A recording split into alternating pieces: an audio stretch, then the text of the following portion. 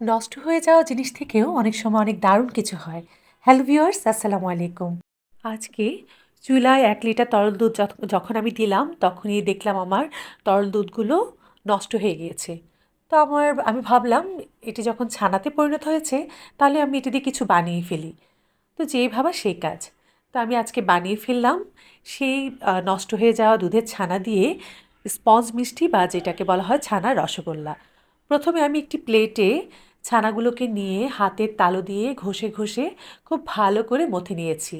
এটাকে খুব ভালো করে মথে নিতে হবে যাতে একটা সফট ডো তৈরি হয়। খুব ভালো করে মথে আমি যখন নিয়েছি আমার ডোটি একদম সফট হয়ে গিয়েছে। এবার ডোটিকে আমি সমান কয়েকটি ভাগে ভাগ করে নিয়েছি। এখানে আমার ৭টা ভাগ হয়েছে। আপনারা যদি আরেকটু ছোট ছোট করে নিন তাহলে এখানে ৯ থেকে ১০টি মিষ্টি হতে পারে। এবার ভাগ করে নেওয়া অংশগুলোকে আমি দু হাতের তালু দিয়ে একটা গোল শেপ নিয়ে নেব, কারণ রসগোল্লাটা হয়ই গোল। তো গোল গোল করে নিয়ে নিলাম। এবার এটিকে আমি রসে ডোবানোর পালা। তো সেই জন্য আমাকে একটি পাতলা চিনি শিরা তৈরি করতে হবে। এই জন্য এখন আমি একটি চুলায় প্যান বসিয়ে দিলাম আর এতে দিয়ে দিলাম প্রায় ৪ কাপ পানি। ৪ কাপের চেয়ে একটু কম। তারপরে আমি দিয়ে দিচ্ছি ১ কাপের চেয়ে একটু কম চিনি। এগুলোকে পানির সাথে খুব ভালো করে মিশিয়ে নেব।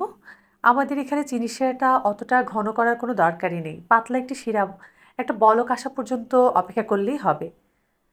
তারপরে একটু ফ্লেভারের জন্য, কারণ আমাদের এটা আমরা লেবু কিংবা ভিনেগার দিয়ে ছানাটা কাটিনি, আমাদের দুধটা নষ্ট হয়ে ছানাটা হয়েছে। সেজন্য এখানে আমরা ২টো এলাচ ব্যবহার করছি। তো আমি দিয়ে দিচ্ছি ২টো এলাচ। তারপরে খুব ভালো করে বলক আসলে আমি আমার আগে থেকে তৈরি করে রাখা ৭টি মিষ্টি এখানে দিয়ে দিচ্ছি। দিয়ে এবার একটি ঢাকনা দিয়ে ঢেকে দেব। আর আমার এখানে চুলার জালটা থাকবে মিডিয়াম থেকে হাই। আর চুলার জাল একদম প্রথম থেকে শেষ পর্যন্ত একই রকম থাকবে। এখানে আমি বাড়াবো বা কমাবো এরকম না।